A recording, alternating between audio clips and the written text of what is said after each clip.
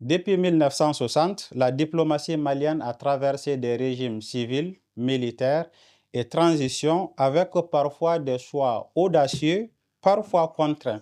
Mon invité me corrigera peut-être. 65 ans après l'indépendance, où en est la politique étrangère du Mali? Entre héritage, rupture et nouveaux partenariats, nous en parlerons aujourd'hui avec Birahima Soumaré, ancien ambassadeur et conseiller diplomatique du Mali de plusieurs présidents. Je vais dire conseiller diplomatique de plusieurs présidents de la République du Mali. Bienvenue dans Kibarou Fanga et c'est parti pour une heure d'échange diplomatique. On sera aussi diplomatique dans... Tous les cas, tu as commencé par la diplomatie. C'est ça. Et bienvenue, M. Merci Soumaré. beaucoup, merci beaucoup. Je suis très heureux d'être ici, de pouvoir partager un peu à la fois mon expérience et les quelques connaissances que j'ai dans le domaine de la diplomatie. Et je crois que c'est très important qu'en ce moment précis où on a fêté notre indépendance, qu'on puisse parler de la vitrine du Mali. Et la vitrine, c'est la diplomatie. Tout à fait. Alors, je vais quand même commencer par dire que les affaires étrangères, c'est le chef de l'État qui définit la politique étrangère du Mali. Autrement dit, c'est le président, c'est lui qui lit les orientations, qui donne les objectifs stratégiques pour la diplomatie malienne. Maintenant, la diplomatie malienne, elle a comme mission de mettre en œuvre ce que le président de la République a décidé en matière de politique étrangère. Donc, vous avez la politique étrangère définie par le président de la République. Vous avez la diplomatie, qui est un instrument par lequel, avec les ambassades, avec les traités, etc., par lequel maintenant on met en œuvre ce que le chef de l'État, chef suprême de la diplomatie, a défini. Tout à fait. Et c'est bien d'avoir cette base avant d'aller dans le vif du sujet. J'aimerais que vous commenciez par vous présenter. Je suis sûr que votre nom interpelle beaucoup de Maliens. Et avant d'aller dans le vif du sujet, j'aimerais dire aussi que vous avez écrit ces livres que nous traiterons dans d'autres émissions de Virus Plus dans les jours à venir. Donc, allez-y pour la présentation. Alors, pour le livre, d'abord, je suis donc le fils du général Soumaré que vous venez de représenter. Et moi-même, j'ai pas fait de carrière militaire, j'ai plutôt choisi la carrière diplomatique. Et donc, mon parcours, c'est un peu le Centre d'études diplomatiques et stratégiques et l'Institut des relations internationales et stratégiques de Paris. Et comme vous l'avez dit lors de votre présentation, j'ai eu la chance d'être ambassadeur, conseiller diplomatique de 3 chefs d'État maliens. Dans une période où, donc 2012 jusqu'en 2014, une période assez sensible du Mali. Peut-être qu'on en parlera.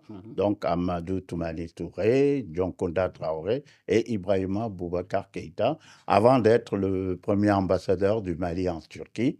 Et je vois maintenant que les relations entre le Mali et la Turquie se renforcent. On a toujours eu comme idée que la Turquie, c'est un pays où on vend des meubles, des tissus, etc. Alors qu'en réalité, c'est une puissance économique et même militaire, parce qu'ils ont l'industrie militaire. Tout à fait. Voilà un peu ma présentation. Ok, d'accord, c'est bon. Je pense qu'avec l'introduction de départ et votre présentation, nous pouvons aller plus loin dans le sujet. Et j'aimerais vous demander, quand on regarde le parcours diplomatique du Mali depuis 1960, quels ont été, selon vous, les grands choix fondateurs posé, parce que quand on dit fondation du Mali, c'est Modibo Keïta, posé par Modibo Keïta. Excellent. Alors, effectivement, la diplomatie malienne est restée de façon stable de 1960 jusqu'à nos jours. Et ça, c'est dû aux options que le président Modibo Keïta a définies. En réalité, il les a définies le 21 mai 1963, avant d'aller au sommet de l'Organisation de l'Unité africaine le 25 mai 1963. Alors, c'est quoi? C'est le non-alignement, autrement dit, on décide ce que l'on veut en fonction de nos besoins. C'est le bon voisinage, parce qu'on croit toujours à l'intégration africaine. C'est également la résolution pacifique des conflits, et ça, on l'a fait durant notre histoire, la guerre du sable entre l'Algérie et le Maroc, etc. Et on a envoyé beaucoup également de soldats, de militaires pour soit entraîner des combattants ou même pour faire du maintien de la paix. Et également, nous avons comme objectif que le président Modibo Keïta a défini, c'est faire en sorte que l'unité africaine, d'ailleurs c'est dans notre constitution, Oui. que l'unité africaine se réalise le plus rapidement. Et même dans l'hymne national. Même dans l'hymne national. Alors l'hymne national d'ailleurs qui a été écrit le 9 août 1962 et qui, comme vous le dites, le traduit, écrit par Seydou Badian et ça le traduit. Et même le drapeau du Mali, parce qu'en réalité le drapeau du Mali, vous voyez, c'est vert, or, rouge. Oui. Mais c'est une réminiscence du drapeau de la Fédération du Mali. Il y avait juste le Kanaga. Voilà, il y avait juste le Kanaga au milieu, mais sinon c'est un peu ça. Alors le président Modibo, dans ses objectifs stratégiques, il avait aussi défini le fait que notre pays, l'Afrique, ne saurait être le berceau ou le centre où des forces étrangères devraient stationner et s'occuper de la sécurité de notre pays ou du continent. Donc, c'était un panafricanisme, mais au sens unité africaine, parce que, comme vous le savez, le panafricanisme est né quand même dans les Caraïbes. Oui. Donc, voilà en réalité la structuration modibiste que tous les chefs d'État du Mali, que ce soit à l'heure actuelle jusque tout ce qu'on a connu, ont plus ou moins appliqué. OK. Voilà. Parce qu'on est resté très longtemps dans notre position de non-aligné et la diplomatie de Modibo, comme vous l'avez dit, c'est caractérisé par la solidarité africaine, le bon voisinage, voilà, etc. Et est-ce qu'on est très longtemps resté non aligné, on en parlera après. Est-ce que cette politique étrangère du Mali n'a pas été, comme certains disent, handicapante pour le Mali? Bon, vous savez, il n'y a pas un pays, en réalité, si on observe bien, il n'y a pas un pays qui ne définit pas ses priorités stratégiques.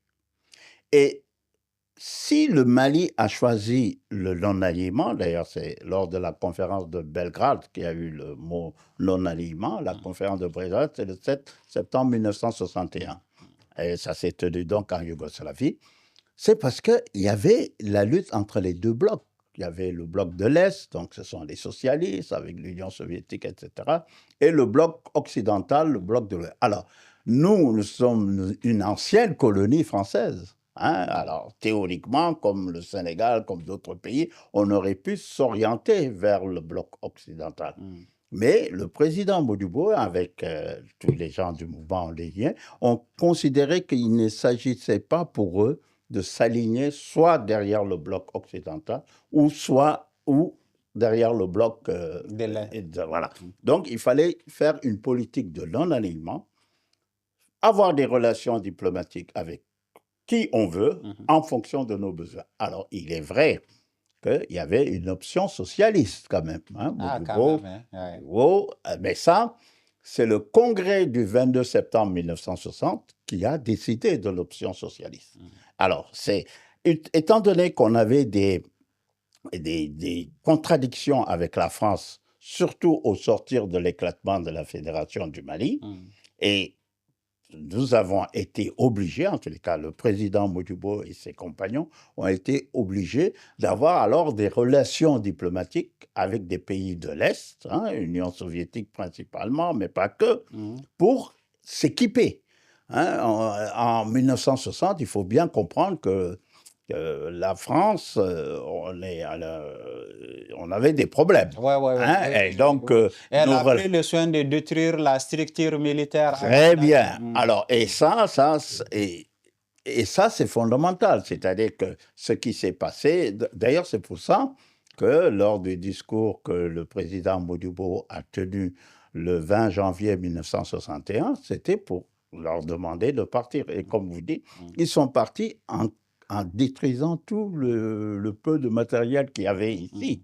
Alors donc, c'est ça qui explique que notre orientation vers des pays comme l'Union soviétique, la Tchécoslovaquie, voilà. Donc, et même vers Israël, et même vers les États-Unis, parce que beaucoup de gens ne savent pas, les premières tenues de l'armée malienne sont des tenues de l'armée américaine. Hein, c'est américain. Je reviens sur la question en la contextualisant. Le Mali est très longtemps, j'ai dit, resté non aligné, solidaire, pacifiste, bon voisin, etc. Parlons par exemple du bon voisinage. Pendant longtemps, bon voisin et tout ça, parce que les rapports, c'est aussi des rapports de force. Exact. Au point que certains ont cru que nous sommes faibles. Par exemple, le siège de la BCAO est au Sénégal. Le directeur, la direction a plus ou moins toujours appartenu à la Côte d'Ivoire. Et nous, pacifistes, même lorsqu'on a des candidats pour ces sièges importants-là, on se retire très vite, on laisse aux autres.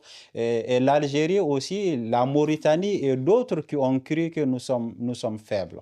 Est-ce que cette politique du bon voisinage seul n'a pas handicapé la diplomatie malienne? Alors, le temps où il y avait cette politique de bon voisinage, d'ailleurs, je souhaite que ça continue. Hein, vous verrez rarement un diplomate qui soit contre le bon voisinage. Okay. Mais à l'impossible, il n'est tenu.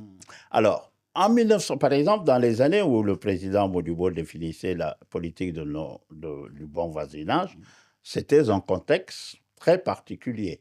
Hein, c'est vrai qu'on sortait de l'éclatement de la fédération.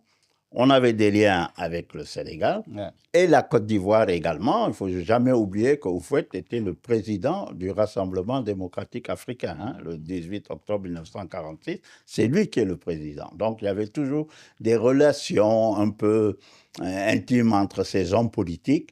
Et il fallait, on rêvait du groupe de Casablanca, on rêvait toujours de faire une fédération malgré l'éclatement. Hein. Modibo a toujours cru à la possibilité, en ayant une politique de bon voisinage, d'entraîner les autres vers une fédération africaine. Bon, malheureusement, ça ne s'est pas fait. Il y a eu l'expérience de Mali, Ghana, Guinée, mais qui n'a pas eu l'eau. Qui n'a pas prospéré. Alors, comme vous dites maintenant, concernant la banque ouest-africaine, alors, c'est vrai que nous sommes, il ne faut jamais oublier que nous sommes sortis de l'UMOA le 1er juillet 1962, franc malien. On a créé notre franc malien. Donc, eux, ils ont eu le temps peut-être de faire des textes pour dire que, bon, le siège est à Dakar et puis le directeur doit être ivoirien, etc. Mais nous, lorsque nous sommes revenus dans l'Union monétaire, hein, d'abord dans la zone franc, hein, c'est les accords de janvier-février 1967. Alors, lorsque nous sommes revenus, bon, on a trouvé une situation de fait. Hein? Alors, maintenant, il y a des postes qui sont ouverts auxquels les Maliens peuvent accéder. Mais moi, je crois que l'indépendance se fait également en ayant sa propre monnaie. Mais il faut créer les conditions qui nous permettent de battre monnaie. Donc, voilà un peu ce qui explique. Alors, aux affaires étrangères, il y a une cellule qui, je crois, en tous les cas, lorsque j'étais aux affaires, on le faisait, quelqu'un qui est chargé de la promotion des cadres maliens au sein des organisations, que ce soit l'UMOA, l'UNESCO, l'ONU, qui est chargé de suivre ça pour promouvoir nos cadres. Hein, et ça, c'est important. Bon, maintenant, nous sommes dans l'AES, c'est la Confédération. Alors, on a plutôt intérêt à nous positionner pour occuper de façon normale, en partage avec nos partenaires du Niger et du Burkina, des responsabilités qui seront à la mesure Des attentes et des instructions, intérêts. voilà, qui seront programmées. Voilà. Et comment les changements successifs à la tête du Mali ont influencé la diplomatie malienne? Est-ce que chacun a pris une orientation ou bien? Voilà. Alors, malgré ce qu'on vient de dire, le non-alignement, bon voisinage, pacifique et tout ça, il y a des spécificités. Okay. Par exemple, moi, le régime de Modibo Keïta, ça c'est la première république, c'est un régime socialiste. Autrement dit, même s'il y a le non-alignement, nous étions beaucoup plus, on avait plus de relations avec des pays comme l'Union soviétique, comme des pays comme Cuba, comme la Chine, le Vietnam. Hein, regardez les voyages de Modibo Keïta, c'était le Vietnam, la Chine, etc. Alors donc ça, c'était la structuration de la Première République due à des vicissitudes historiques nées de l'éclatement de la Fédération du Mali et nées également de nos rapports avec la France. Donc ça, c'est le... Ensuite, il y a eu le régime de Moussa Traoré. Alors là, c'est une sorte de pragmatisme. Moi, je le considérerais comme ça, dans la mesure où, à partir de... D'abord, il part en France, hein, en avril 1972. C'est le premier chef d'État malien qui va en France. Il est colonel en ce moment. Il fait une visite en France. Ça veut dire quoi? Il tente de renouer les relations diplomatiques. Alors que le président Modibo, en tant que chef d'État du Mali, n'a jamais mis les pieds en France. Hein. Sa dernière visite, c'était le 2 septembre 1960. On n'était pas encore indépendant. Okay. Donc, avec Moussa Traoré, il y a cette inclinaison, pas très forte, hein, mais inclinaison tout de même vers la France, tout en maintenant les relations avec l'Union soviétique. Hein. Vous voyez les voyages de Kissima en Union soviétique pour l'équipement de notre armée. Et le Mali reste toujours dans la dynamique du non-alignement. Et vous avez un excellent ministre des Affaires étrangères de cette époque, Alioune Blondin Bey, oui, à l'image de Barema Boko, mais à l'image de Ousmane Ba de la Première République. Ça, c'est des personnalités auxquelles moi je me réfère. Hein. Ils ont sous la direction, bien entendu, du président Modibo. Donc, il y a ça. Ensuite, vous avez eu la transition. Hein, bon, là, c'est la première transition, okay, hein, qui donne maintenant la naissance au régime de Alpha Condé. Alors là, maintenant, moi, je considère que ce moment-là, c'est une grande ouverture maintenant diplomatique vers des organisations internationales. Et ça, c'est très important. Et c'est également le moment où on réaffirme, comme au temps de Modibo Keïta, notre volonté de l'unité africaine. Alpha Condé a dirigé l'Union africaine. C'était le premier président de la Commission de l'Union africaine. Donc, sous cette période d'Alpha Condé, c'est le multilatéralisme, okay, est très développé. Et également cette volonté africaine de pouvoir asseoir une doctrine, une culture africaine.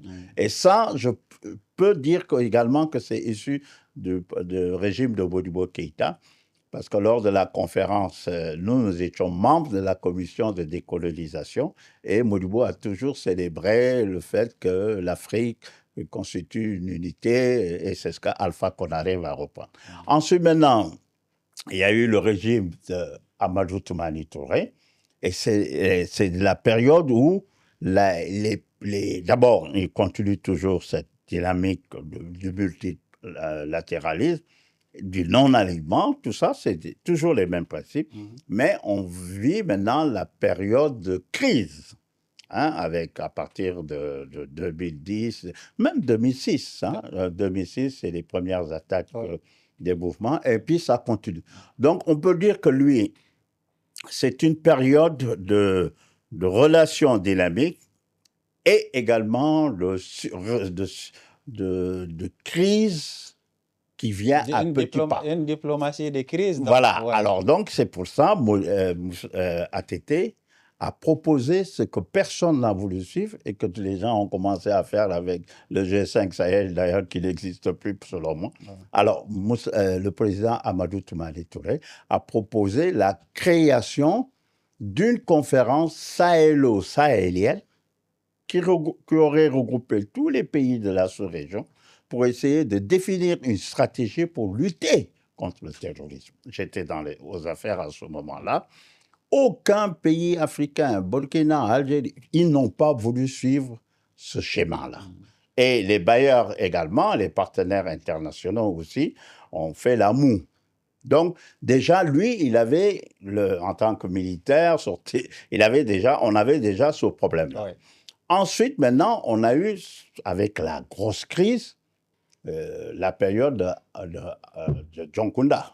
Alors, avec 2013. 2013, ça commence en 2012. En décembre 2012, c'est la catastrophe. Il y a l'armée, on crée ce qu'on appelle après la MISMA, tout ça. Donc, c'est une période assez trouble.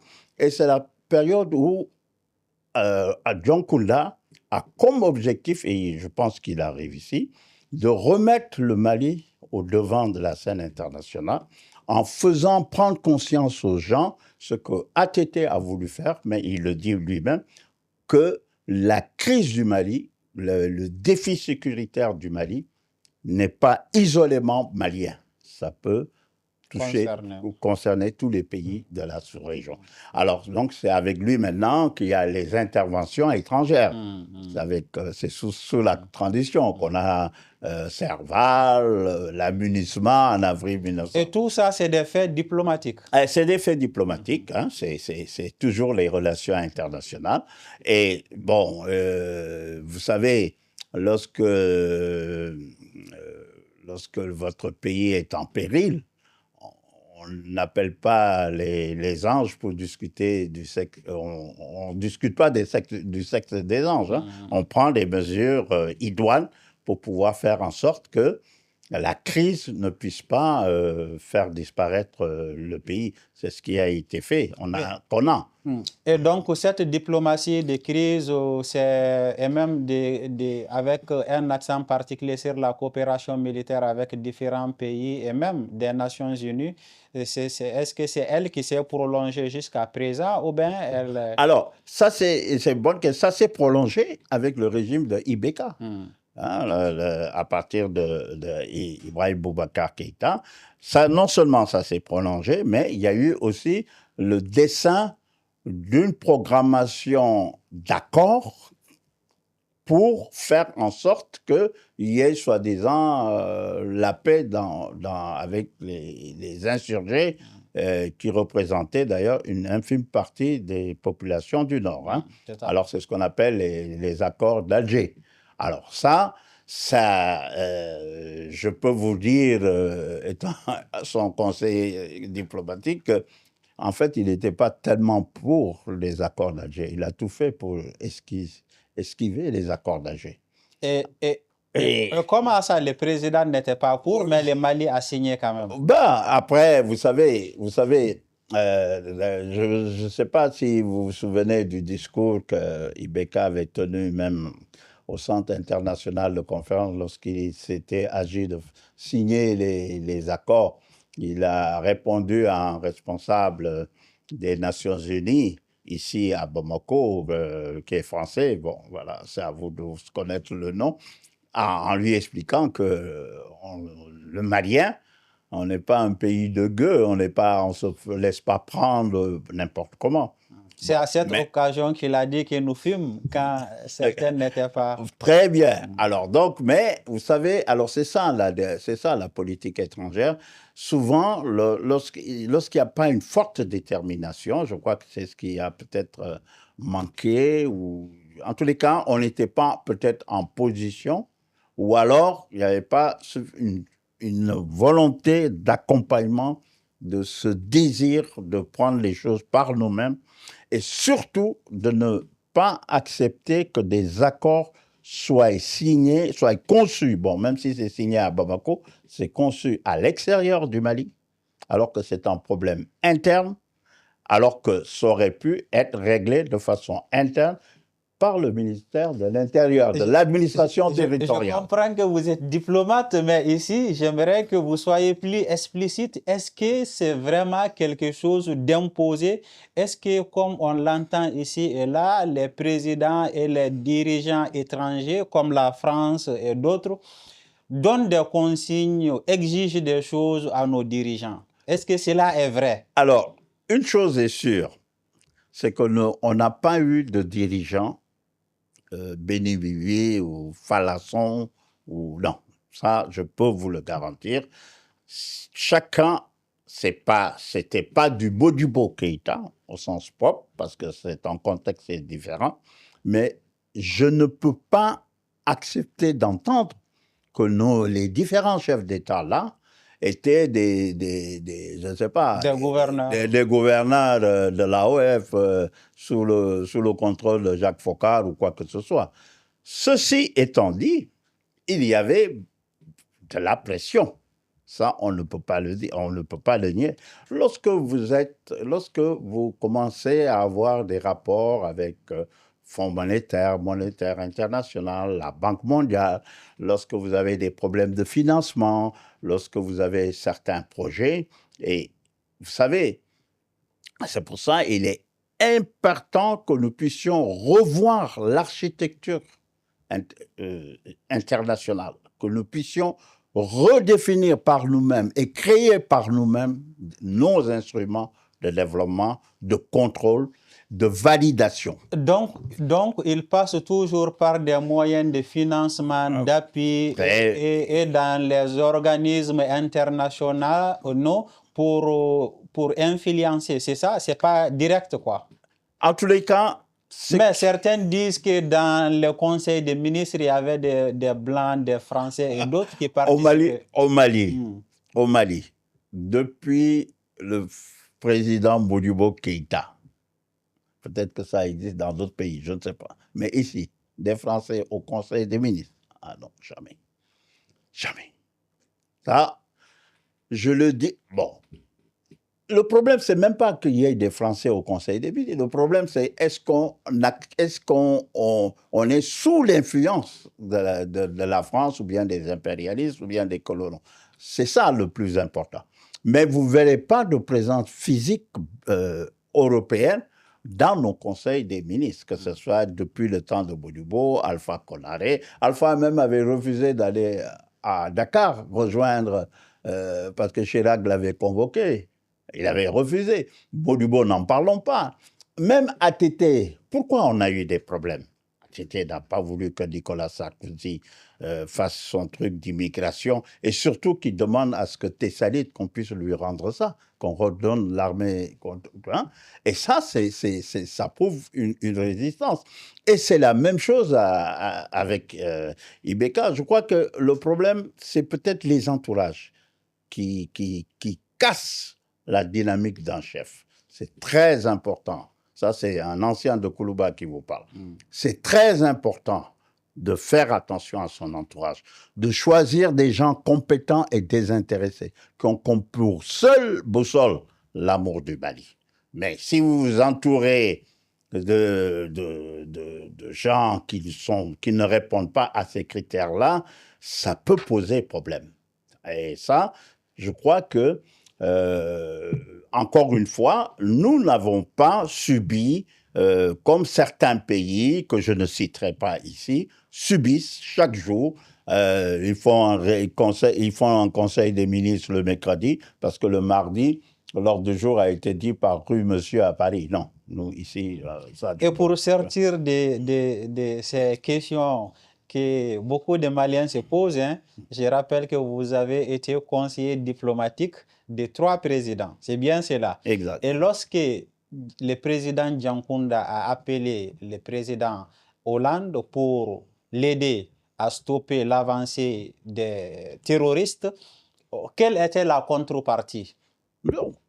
Vous savez, d'abord, on va enlever une équivoque. Dans la lettre que le président John Kouda, le professeur John Kouda a écrit à Emmanuel Macron, Hollande. À Hollande plutôt, il lui demande un appui aérien et du renseignement. Voilà, c'est ça que John Kouda a demandé.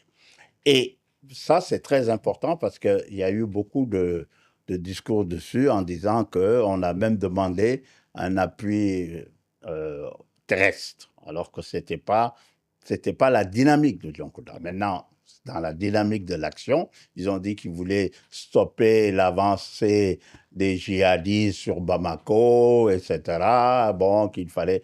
Et ça, une des catastrophes, d'ailleurs, je crois que c'est ça qui explique que la France, parmi la population, a un certain problème. La catastrophe, ça a été de stopper nos forces militaires qui avaient le contrôle terrestre d'entrer à Kidal. Et ça, parce que nous, on était conscients qu'on avait juste besoin d'un appui aérien et de renseignements. Ça, si les Français pouvaient Et je reviens sur la question. Donc, ça nous amène à nous poser naturellement l'intérêt de la France à nous aider. Quel était son intérêt? Est-ce que c'est comme elle a dit, pour maintenir un monde civilisé, parce qu'ils estiment que les terroristes, c'est la barbarie, ils veulent garder un monde civilisé le plus grand possible, et tout ça. Est-ce que c'est ça, ou bien le Mali a donné quelque chose en retour? Est-ce que c'était pour protéger son précaré qui était le Mali, ou bien qu'est le Mali toujours? Est-ce que c'est ça? Lorsque les Français décident du Mali, il ne faut jamais oublier que c'est une ex-puissance coloniale. Ils ont colonisé, ils ont été ici, au Soudan français, pendant longtemps. Et il ne faut jamais oublier qu'en janvier 1957, ils ont tout fait pour que le Nord, là, puisse être un autre État, détaché du Mali. Ça, il faut le savoir. Il ne faut jamais oublier également que Mamadou Madera Keïta, en 1959, est allé au nord discuter avec les populations parce que certains avaient écrit, certains Touaregs, pas tous, minoritaires, plus que minoritaires, avaient écrit pour demander qu'ils étaient contre l'indépendance du Mali. Et toutes les notabilités du Nord ont décidé de suivre le Mali à l'indépendance. Donc, et également, une puissance grande, moyenne ou autre, qui travaille avec vous, ce n'est pas pour vos beaux yeux, hein, c'est pour ce que vous peut-être représentez sur votre sous-sol, sur votre position géographique, stratégique. Alors, le Nord, regardez, à chaque fois qu'il y a des mouvements de groupes violents, essayez de voir la cartographie géologique du lieu où ces mouvements évoluent. C'est jamais innocent. Hein? Alors, et ça, c'est pour ça, moi, je me dis que c'est bien de ne plus avoir en tête qu'une France, que les États-Unis ou la Turquie, dont j'étais l'ambassadeur, ils ne viennent pas chez nous pour nous sauver ou pour nous, je ne sais pas, la civilisation universelle. Ils viennent parce qu'ils voient un intérêt à nous. Alors, c'est à nous maintenant de savoir travailler ces intérêts-là. C'est à nous de définir une politique étrangère fondée sur nos capacités et non qu'on soit là à subir comme ça a été quand même un certain temps où il y a eu que peu ou prou des accords léoniens qui ont été signés, etc. Bon, on revient là-dessus, et ça, c'est bien. Je crois que ça, c'est extrêmement important, et je suis content que vous puissiez poser cette question. Ça prouve le niveau maintenant de conscience que les personnes ont. On peut donner le nom de François Hollande à son enfant ou bien au gars là, boiteux ou quoi là, Ouais. mais il ne faut pas de sentimentalisme dans les relations Tout à fait. internationales. Excellence, vous n'avez pas, en diplomate, vous n'avez pas voulu répondre directement à ma question. Bon, pour fermer la fenêtre impérialisme, parce que je me suis éloigné de mon questionnaire depuis un moment, on parle de l'impérialisme. Certains disent que l'Algérie elle-même se considère comme une puissance régionale qui est jalouse de l'influence française dans la zone, qui veut elle-même étendre son influence et tout ça. Est-ce que c'est effectivement la posture diplomatique de l'Algérie lorsqu'elle prend le leadership de l'accord d'Alger, lorsqu'elle estime qu'elle a son mot à dire dans la façon de conduire l'accord qui a été signé là-bas, lorsqu'elle estime que certains groupes qu'on appelle terroristes ne sont pas terroristes, mais que des citoyens qui revendiquent des droits légitimes? Est-ce que c'est de l'impérialisme, cette posture? On croit toujours que la tendance à aller faire de l'impérialisme ou de l'expansionnisme, c'est toujours les pays occidentaux, et on oublie qu'il y a des puissances qui se disent moyennes, sous-régionales, qui ont également des velléités impériales. Et là, vous parlez de l'Algérie, mais il n'y a pas que l'Algérie, hein. Même les pays arabes, les Émirats arabes, tout ça, là, on a de bonnes relations diplomatiques avec ça. C'est très bien, mais il faut toujours se dire, toujours avoir en tête qu'aucun État n'établit de relations comme ça pour les beaux yeux des populations. L'Algérie, nous avons plus de 1700 kilomètres de frontières avec ce pays-là. Lors de leur guerre d'indépendance, nous, le Mali, une des causes de l'éclatement de la Fédération du Mali, c'est à cause de l'Algérie. Ah bon? Parce que Modibo Keïta a dénoncé les essais nucléaires du 13 février 1960 qui se sont faits dans le Sahara. Et Modibo Keïta a toujours soutenu le mouvement, le Front de Libération Nationale. On les a tellement soutenus que Bouteflika habitait à Gao. Et nous avons, ça c'est en janvier 1961, hein, il n'y a pas très longtemps, pendant leur guerre de libération, nous avons mobilisé notre armée, l'armée nationale du Mali, pour aider les fédérés algériens. Donc nous avons également fait en sorte que les Algériens assistent au groupe de Casablanca alors qu'ils n'avaient même pas leur indépendance. Donc, je crois que une des choses que l'Algérie devrait comprendre, aucun État n'acceptera en ce fin de XXIe siècle d'être sous la domination d'un autre. Quelle que soit la puissance de cet État, tant qu'il n'y a pas un rapport équilibré, respectueux entre les deux États, il ne faut pas se faire d'illusions. Le Mali a toujours été un pays de résistants. Vous savez, ici, là, la colonisation, là, c'est pas Dakar, hein, moi qui ai grandi à Dakar, grandi un peu, là-bas, ils ont construit des choses, tout ça, des immeubles, tout ça. Mais ici, pourquoi? Parce que c'était une terre de résistance.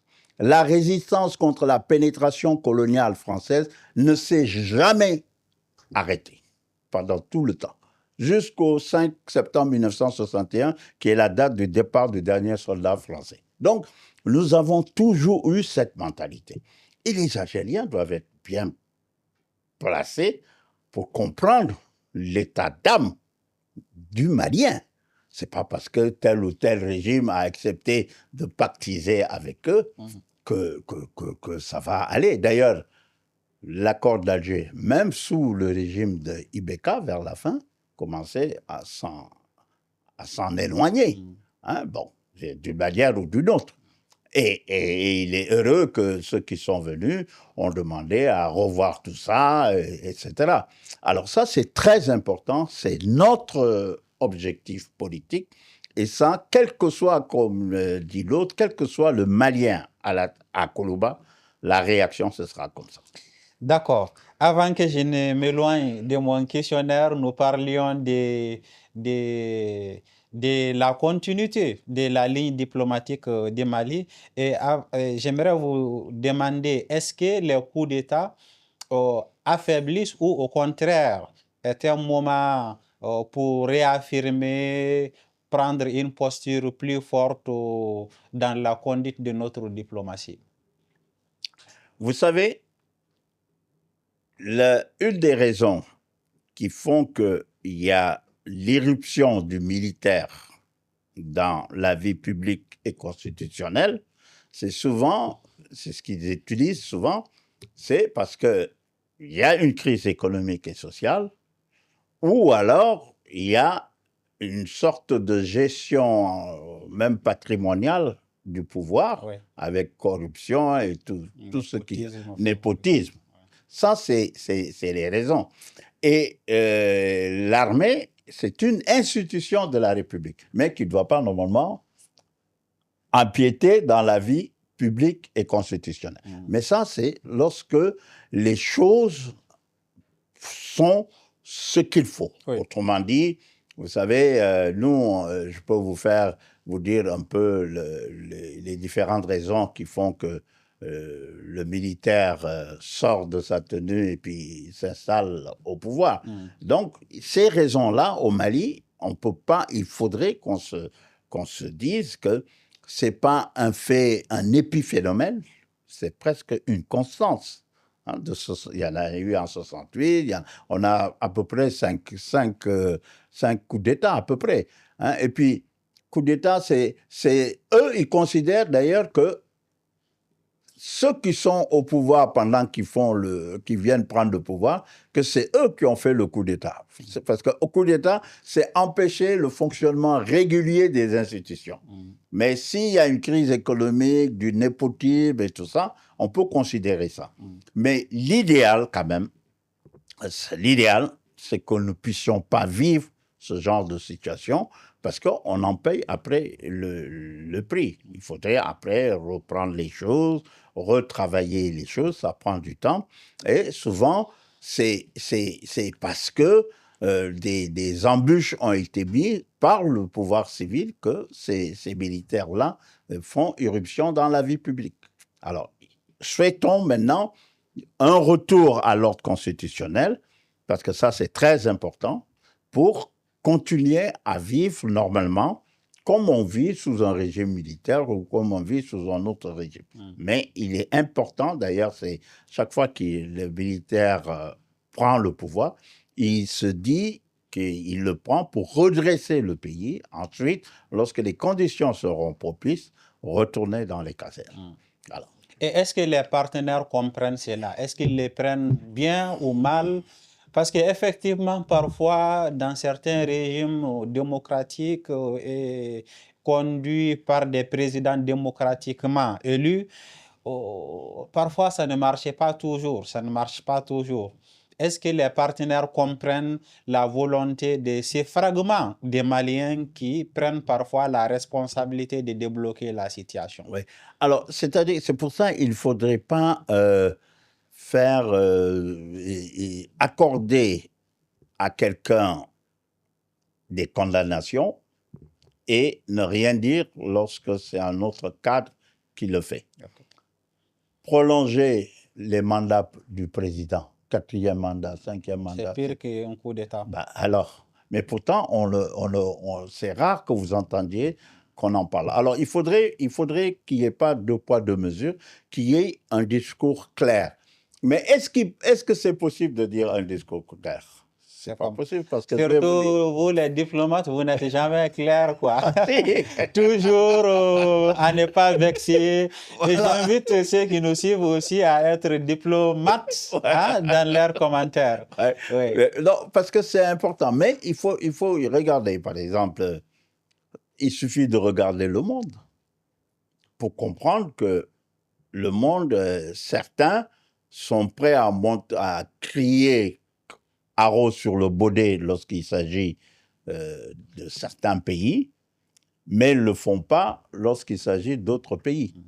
Hein? Moi, je ne peux pas comprendre, par exemple, que on ne parle pas de la situation d'un quatrième mandat qui peut venir amplifier la crise que nous vivons déjà dans la sous-région. C'est silence radio. Alors, et lorsque des conditions maintenant se font pour que la tenue kaki vienne au pouvoir, et là, c'est des cris d'orfèvre. Alors, c'est pas compréhensif. Et beaucoup de gens maintenant se posent des questions sur ce plan-là. Alors, donc moi, je considère que à chaque fois qu'il y a un mouvement dans un pays, ce mouvement est dû surtout à des dynamiques de ce pays. Et c'est à ces dynamiques qu'il faut comprendre, qu'il faut s'adresser, qu'il faut analyser pour comprendre ce qui se passe. Et ne pas faire des jugements préconçus. Hein? Nous, ici au Mali, il y a eu la charte sur la démocratie là, au niveau de la CEDEAO, ça s'est fait ici à Bamako. Donc, voyez-vous, et pourtant on dit que nous sommes un pays de coup d'État, patati. Eh bien, mais non. Alors, donc voilà. Donc, je crois qu'il faut être prudent, ne pas faire du jugement de valeur et surtout ne pas critiquer un bord pour exonérer un autre bord. Ça, c'est la catastrophe. Excellence, ce que vous dites est très intéressant. Ça m'amène à vous demander, bon, on ne peut pas sortir de l'impérialisme quand il s'agit des relations Occident-Afrique. Quand il y a des coups d'État, ils condamnent. On a l'impression qu'ils veulent que nous soyons comme eux, ils veulent qu'on soit, Exact. mais pas qu'on soit comme nous voulons être. Oh, très bien. Et ça m'amène à vous inviter à nous parler de la diplomatie malienne entre 1970 et 1980, où on a basculé entre, je vais dire, on a côtoyé les deux blocs, hein, et que plus tard, il est arrivé la démocratie qui est venue avec des droits de l'homme et tout ça. Ouais. Voilà, vous avez bien fait de dater votre question, 1970 à 1980. Alors, d'abord, c'est sous le régime de Moussa Traoré. Hein. Alors, comme je vous ai dit tantôt, en avril 1972, Moussa Traoré fait une visite officielle en France. Il est colonel, il va en France, il rétablit des relations diplomatiques avec la France, encore qu'on n'a jamais rompu de relations diplomatiques. Mais disons qu'il les réchauffe, quoi, hein, pour prendre ce genre d'image, et tout en conservant des liens avec l'Union soviétique, avec les pays de l'Est.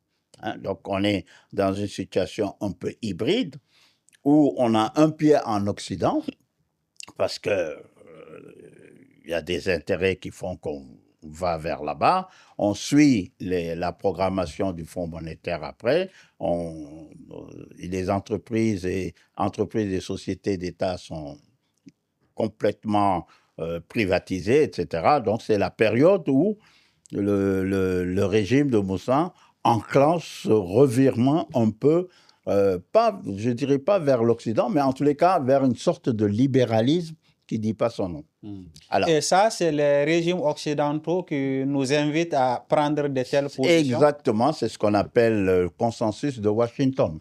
Le consensus de Washington, d'ailleurs, on vit toujours dans le consensus de Washington, il faut s'en sortir. Le consensus de Washington, c'est ça, c'est le Fonds monétaire, la Banque mondiale.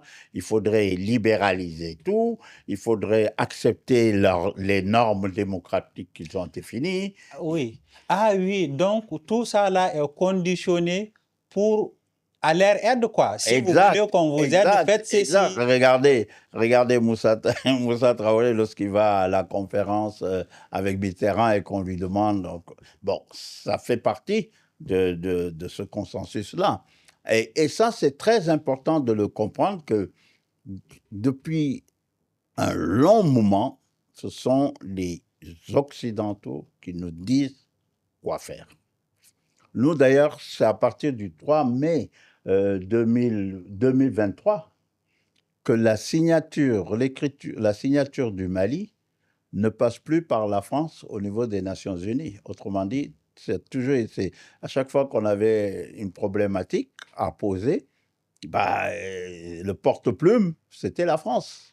Bon, ce n'est plus. Mais moi, j'ai connu ça. Mhm. Alors donc, c'est pour vous dire qu'il est temps, sans rejeter l'autre, hein, tout en ayant... Ouais, Voilà. comme moi, mon rappeur préféré dit, l'amour de soi n'est pas la haine des autres. Non, Mm. pas du tout, c'est très bien. Mm. Alors, tout en ayant de bonnes relations avec les autres, se faire respecter. Ne plus être le état petit nègre, là, bon enfant, et à bon, c'est fini ça. Il faut se sortir de là, parce que depuis 68, 69, au Mali, on commençait déjà à rentrer dans ça, hein, avec, bien entendu, vers la fin, on voit ce que le régime de Moussa Traoré, on a vu ce qui s'est passé après. Oui. Donc, il ne faut jamais faire confiance à ce genre de situation. Il faut conduire sa politique en fonction de ses potentialités, mais il ne faut pas non plus exagérer ses potentialités. Parce que c'est vrai que lorsqu'on commence à se développer, on est au Mali, il y a quelques obstacles, quelques blocages qui existent, mais il n'y a pas que l'Occident. Actuellement, il y a ce qu'on appelle la conférence de Shanghai, il y a les BRICS. Le monde est en train de changer. Le pôle stratégique du monde diplomatique, ce n'est plus l'Occident, selon moi. C'est en train d'aller vers des pays auxquels on ne pensait pas qu'il y avait même les mêmes conditions que nous, la Chine. C'est les Chinois, les pays asiatiques, les dragons asiatiques, et également... donc c'est ça. Il faudrait que nous ayons l'opportunité non seulement d'avoir de bonnes relations avec eux, d'ailleurs on l'a, hein, mais qu'on le renforce, et surtout qu'on continue à définir nos objectifs en fonction de nos intérêts. Et ça, c'est important. Ça commence à prendre du chemin en Afrique, même des pays comme, on ne sait pas ce qui va se passer chez un de nos voisins actuellement qui va vivre des élections présidentielles, on ne sait pas ce qui va arriver là-bas. On a un autre voisin où il y a une volonté avec des jeunes de vouloir redéfinir les rapports. On ne sait pas comment ça va finir. Ouais. Donc, voyez, donc il y a... Bon, je ne parle pas maintenant de l'AES, qui est une autre entité par rapport à la CEDEAO, qui malheureusement, la notion de CEDEAO des peuples n'a peut-être pas pris assez de force et qui explique que beaucoup de gens se méfient un peu de cette organisation, qui est qui est une des rares à avoir réussi, mais qui est quand même, qui suscite des interrogations. Vous avez parlé du multilatéralisme. J'aimerais vous demander, j'aimerais vous inviter à parler de la rivalité qui existe non seulement entre les pays africains vers les partenaires et les partenaires vers les pays africains. Vous avez parlé tout à l'heure des mécanismes qu'ils utilisent pour nous manipuler. Est-ce qu'il arrive qu'ils aillent jusqu'à fomenter des coups d'État, à placer des espions ici et là? Moi, j'ai vu les espions dans les films. Hein. Je suis sûr que dans la réalité, ça existe. Et je vais terminer ma question. Est-ce que c'est parce que Moussa n'a pas bien voulu aller jusqu'au bout de ce qu'on lui a édicté, que son régime est tombé? Est-ce qu'il arrive que les Français organisent des coups d'État en Afrique pour imposer ce qu'ils veulent? Une des choses qu'il faut savoir, la diplomatie, c'est aussi du renseignement. Ça, chaque fois que vous voyez une ambassade ouverte, fonction, eh bien, dites-vous que ce n'est pas seulement pour faire de la diplomatie, hein, c'est fait aussi pour ce qu'on appelle de l'intelligence, le renseignement. Et ça, c'est effectivement, c'est des choses qui malheureusement ont pion sur rue partout, en Afrique, en Europe, partout. Et vous faites bien de prendre l'exemple de feu le général Moussa Traoré, qui, après la conférence avec Mitterrand, qui a refusé. Ah, en fait, il ne refusait pas le multipartisme.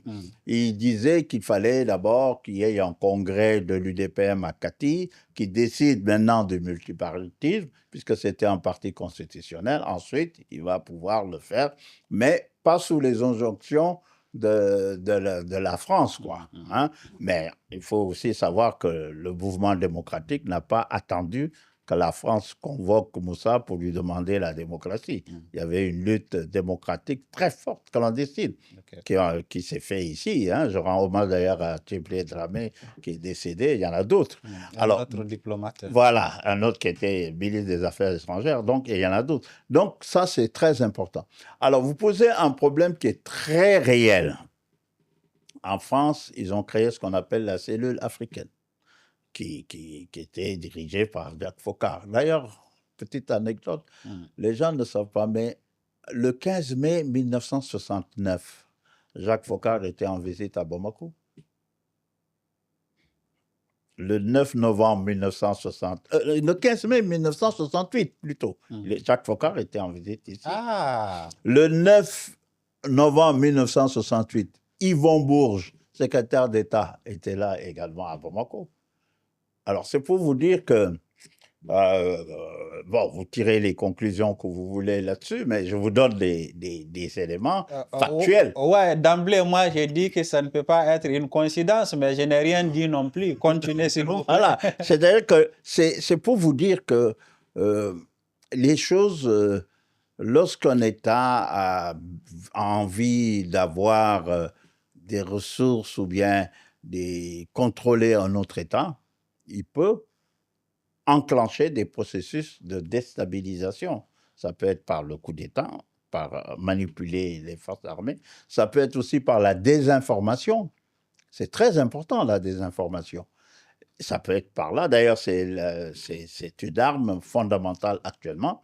Ça peut aussi être par le fait qu'on fasse tout pour qu'au niveau des organisations internationales, vous soyez isolés.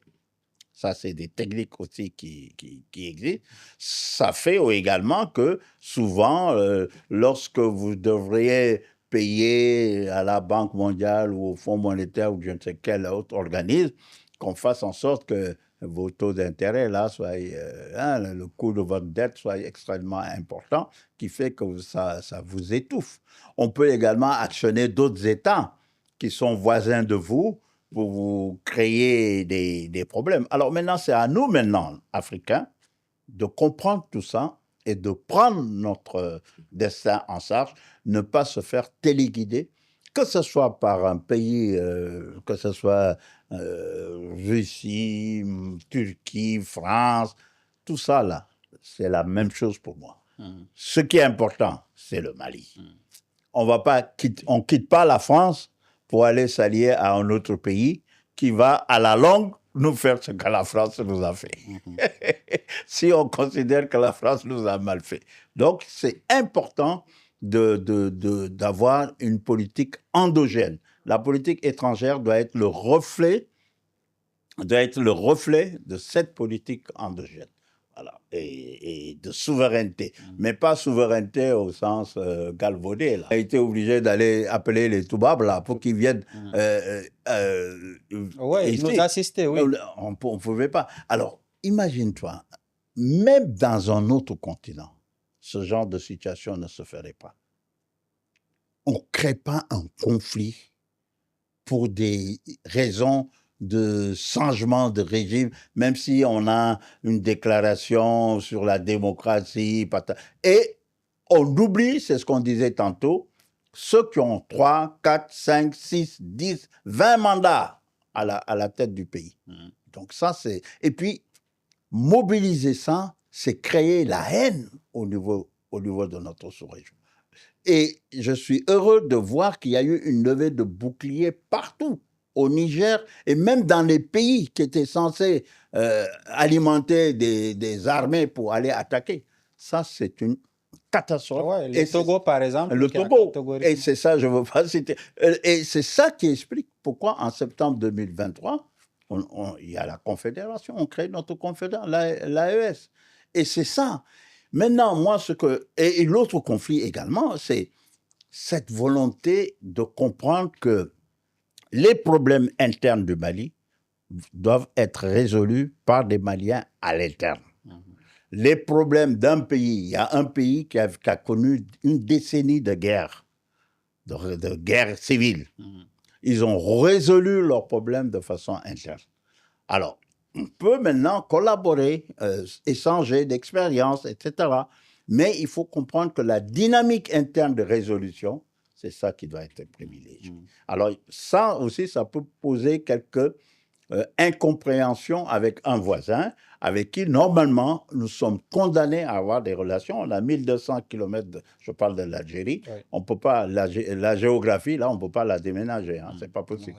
Donc, il faudrait qu'au niveau, à ce niveau-là, qu'ils comprennent qu'il n'y a plus de volonté d'accepter d'être dominé.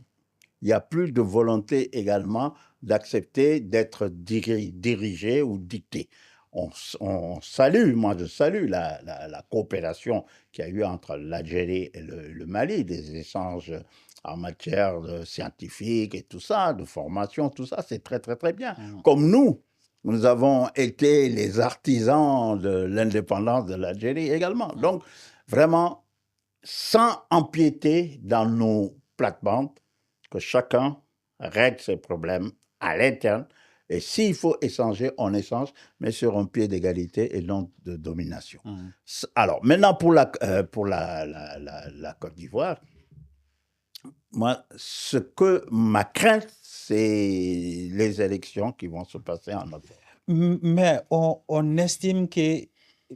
Moi, je ne comprends même pas quel problème concret nous avons avec la Côte d'Ivoire. Est-ce que vous pouvez nous aider à comprendre qu'est-ce qu'il y a entre nous et la Côte d'Ivoire, sinon que ils nous fournissaient de l'énergie et que ça a été arrêté pour des raisons de non-paiement, ou bien c'est encore un discours diplomatique pour ne pas dire autre chose? Bon, je ne crois pas que ça soit ça la raison. Parce que c'est vrai hein, que la Côte d'Ivoire, ça c'est depuis... ils nous fournissaient en énergie, ça c'est clair. Bon, mais je crois que le plus important, c'est que au niveau de la Côte d'Ivoire, que les autorités, je ne parle pas du peuple et des associations, des mouvements démocratiques qu'il y a là-bas, comprennent le choix d'options que le Mali est en train de faire. C'est un choix, c'est une période historique que le Mali traverse, et ce n'est pas avec des œillères qu'on va régler les problèmes. C'est par la discussion, le dialogue, et surtout le respect des options de chacun. Sans qu'on ait l'impression qu'il y a une sorte de vampire qui est au-dessus d'un pays et qui fait que ce pays agit contre un autre pays poussé par un vampire. Alors ça, il faudrait éviter ça. Les jeux d'influence et tout ça, ça ne nous profite pas. Ça ne profite ni à la Côte d'Ivoire, ni au Mali. Et lorsque je parle de la Côte d'Ivoire, je ne parle pas des Ivoiriens. Je fais la différence parce qu'en Côte d'Ivoire, il y a beaucoup de gens qui comprennent le déroulement du monde. Maintenant, j'avoue que je suis un peu perplexe par rapport à l'attitude du président Ouattara, qui a probablement ses raisons, hein, qui est un des sages au niveau du continent. Mais je crois qu'il y a il y a une dynamique qui s'est enclenchée. Je me souviens que lorsque j'étais à Koulouba en conseiller diplomatique, les événements de la Côte d'Ivoire, nous l'avons vécu et nous l'avons bien géré. Le Mali a eu une attitude très, très, très, très noble durant cette période-là, avec Amadou Toumani Touré, ouais. Encore une fois. Et ça, c'est des leçons que ce pays-là doit comprendre. Surtout Alassane Dramane Ouattara. Voilà. Tout en On- le saluant comme Oui, on dit même que durant cette crise, le Mali a accueilli sa famille. C'est un ancien premier ministre du Mali qui l'a dit. Ben, moi, mon impression, c'est juste que la Côte d'Ivoire fait comme le Mali ou bien les autorités maliennes ne sont pas fréquentables, quoi. Je prends mes distances, ce n'est pas un régime modèle, donc je ne le fréquente pas. Et dans l'objectif de participer au mécanisme qui a été actionné pour nous isoler.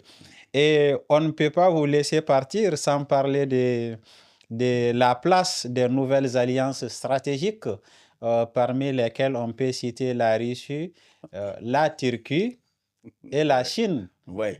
Alors, c'est vrai.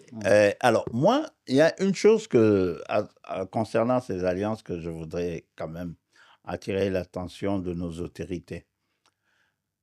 Il ne faudrait pas que la prégnance de l'État unitaire actuel fasse en sorte que les décisions stratégiques d'alliance, parce que lorsqu'on est dans une confédération, on harmonise nos positions diplomatiques, que les décisions d'alliance stratégique soient quelque peu,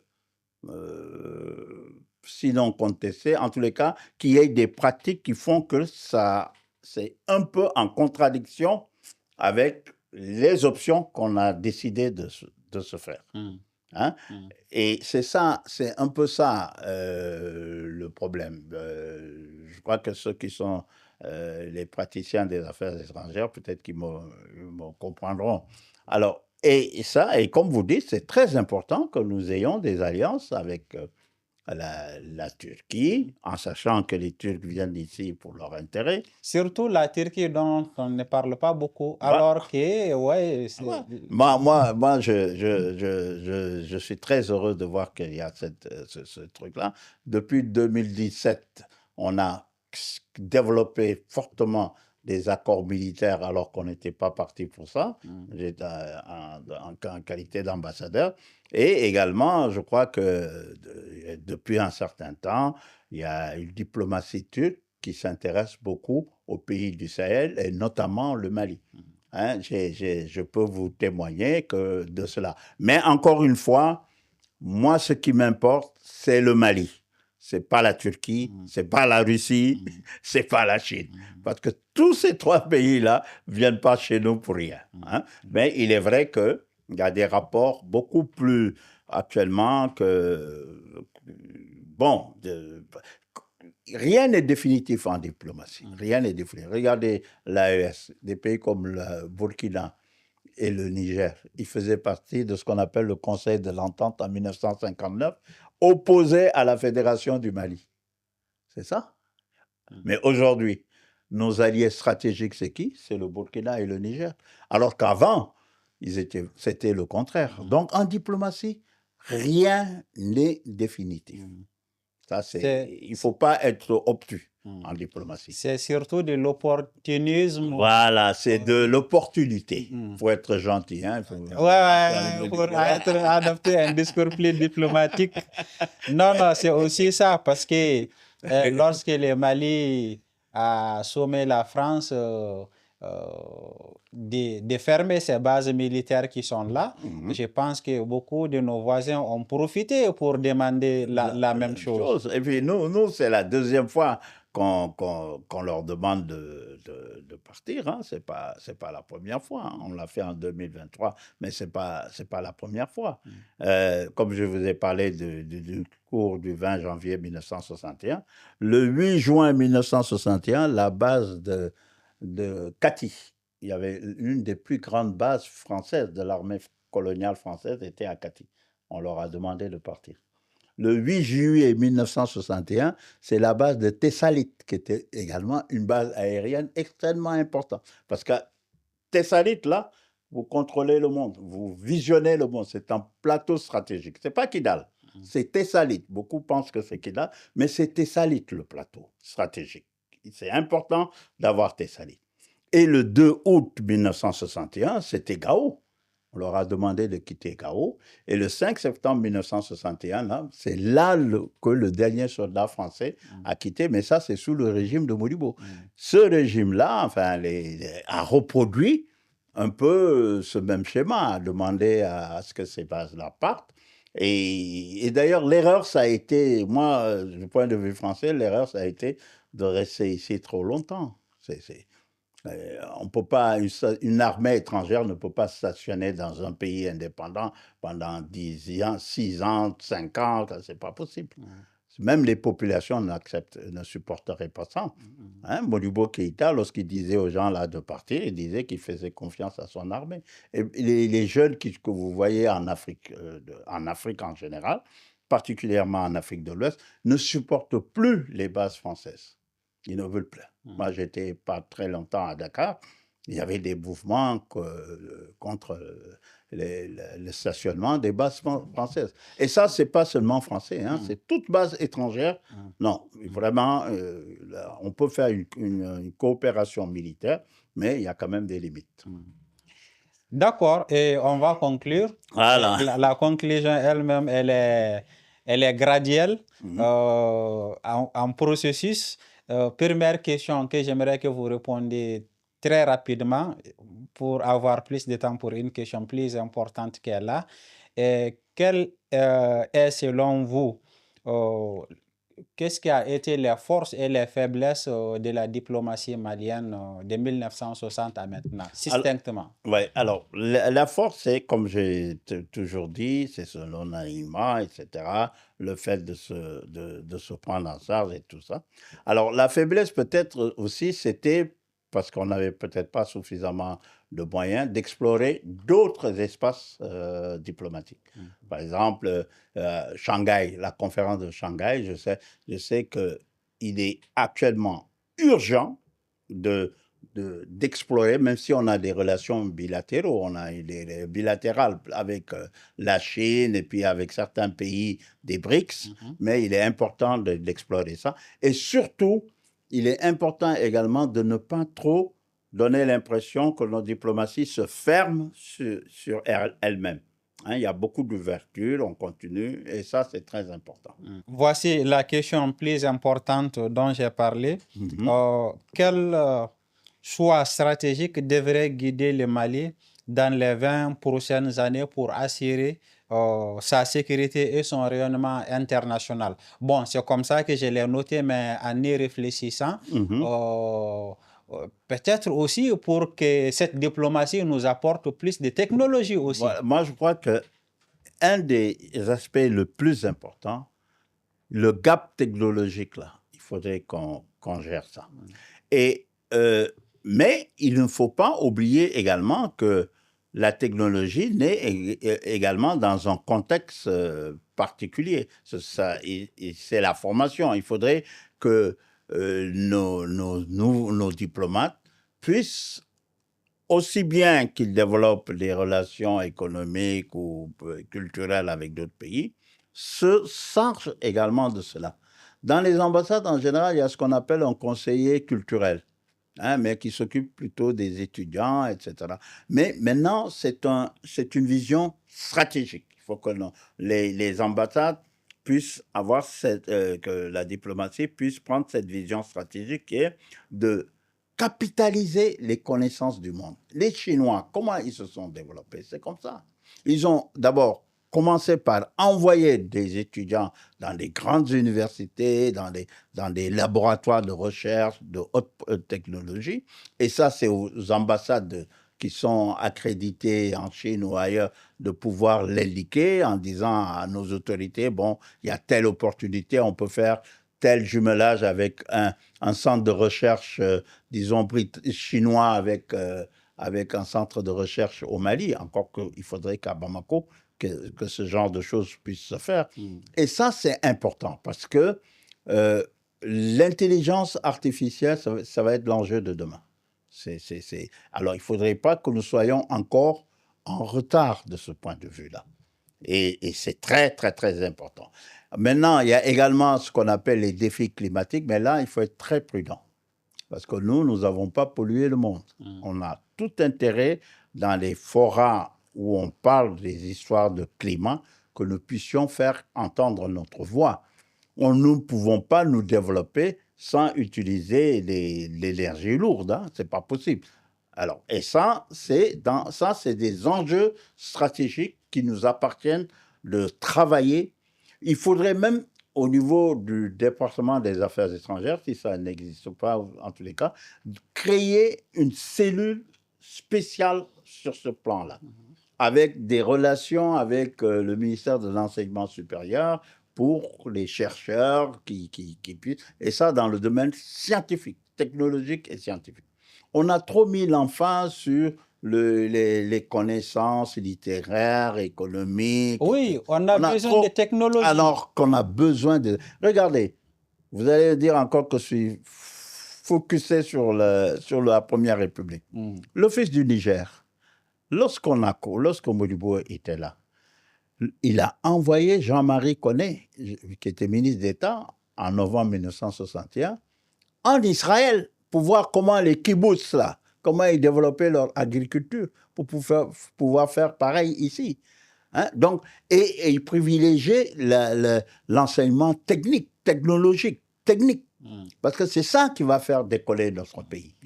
On a de quoi nourrir l'Afrique avec l'Office du Niger, mais on n'a pas il y a une technologie qu'il faut posséder.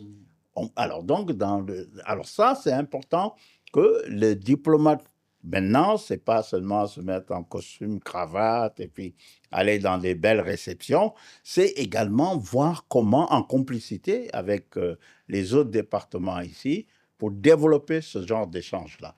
Moi, je ne vois plus le développement comme on avait l'habitude de le voir de façon classique, relations économiques, conférences économiques. Ça, là, c'est fini. C'est de la littérature.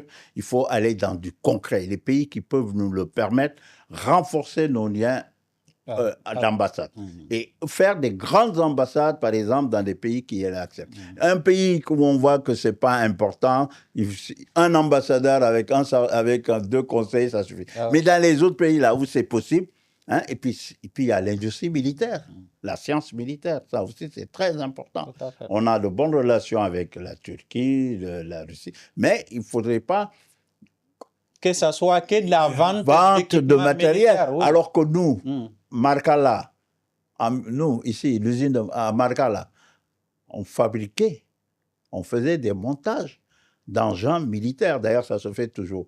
Mais ça a été une des priorités du séminaire des forces armées en octobre 1960, ici à Bamako, de créer une industrie militaire. Ça, c'est important. Ouais. Voilà. Donc, vive la technologie, envoyer les jeunes faire des recherches. Surtout, moi, je pense aussi que c'est ça les grands enjeux, et je profite pour interpeller les autorités sur la nécessité vraiment de chercher, comme l'ambassadeur a dit, de capitaliser les connaissances techniques qu'on peut trouver partout dans le monde.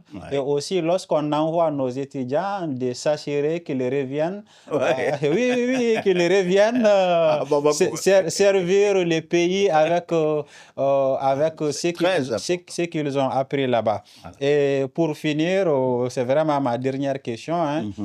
Vous avez commencé par rappeler l'importance de la diplomatie et j'aimerais que vous développez un peu en vous adressant, ou bien en adressant un message aux jeunes maliens qui vivent ici et ailleurs, d'abord sur comment se comporter lorsqu'ils sont maliens dans un pays étranger, mais aussi rappeler l'importance de la diplomatie dans la construction de l'État et la défense de la souveraineté nationale, puisqu'il y a une grande euphorie actuellement autour de la souveraineté, de l'indépendance. Ça, c'est général. Alors, merci de me donner cette opportunité-là de m'adresser aux jeunes, surtout que moi, je suis un peu dans les réseaux sociaux et je fais beaucoup de choses en direction des jeunes. Hein. J'aime bien faire ça. Alors, c'est très important que lorsqu'ils sont à l'extérieur, comme vous dites, ce sont également des ambassadeurs, parce qu'ils représentent le Mali, et surtout qu'ils profitent des possibilités qu'il y a dans ces pays-là pour se renforcer. et qu'ils n'oublient pas que de toute façon, l'idéal, c'est de revenir au Mali, travailler quelque temps, même s'ils ont après envie de faire une carrière internationale. Mais je leur déconseille, après leurs études, de cesser de se... Parce que le monde ira dans un moment où c'est en fonction de vos expériences, vos capacités qu'on vous utilisera. Pas autrement. Pas parce que... Alors, et ça, c'est important pour que nos jeunes le sachent et qu'ils puissent être toujours en contact avec les autorités de l'ambassade pour qu'on sache ce qu'ils font, où est-ce qu'ils sont, quels enjeux ils ont. Et au fur et à mesure, parce que l'ambassade est là pour eux. Moi, lorsque j'étais ambassadeur, c'était ça. C'est mon travail fondamental, surtout en Turquie, c'était plutôt des étudiants. Il n'y en avait pas beaucoup. Après, il y a eu un événement qui a fait que beaucoup d'étudiants ont quitté. Mais c'est très important qu'ils puissent se rapprocher de l'ambassade, qu'ils aient même une carte consulaire lorsqu'il y a la carte consulaire pour qu'on puisse savoir ce qu'ils font, qu'est-ce qu'ils font. Ça, c'est très important. Ne pas attendre d'être en période de détresse pour chercher où se trouve l'ambassade. Alors, en dehors de ça, vraiment, je les souhaite de continuer à croire au Mali, parce que ce sont les jeunes là, c'est vous qui croyez maintenant au Mali, nous on a fait notre part, de continuer à croire au Mali, parce que si vous croyez au Mali, c'est parce que vous croyez en vous-même. Voilà, donc c'est le dernier conseil ça. que je donnerai. Merci infiniment, Excellence. Merci beaucoup. Ça a été vraiment très instructif pour moi et je l'espère pour tous ceux qui nous suivent. On a parlé de la diplomatie malienne, on a parlé des petits changements, n'est-ce pas? Sinon, elle est restée à peu près la même. Petits changements qu'il y a eu en fonction des régimes qui se sont succédés.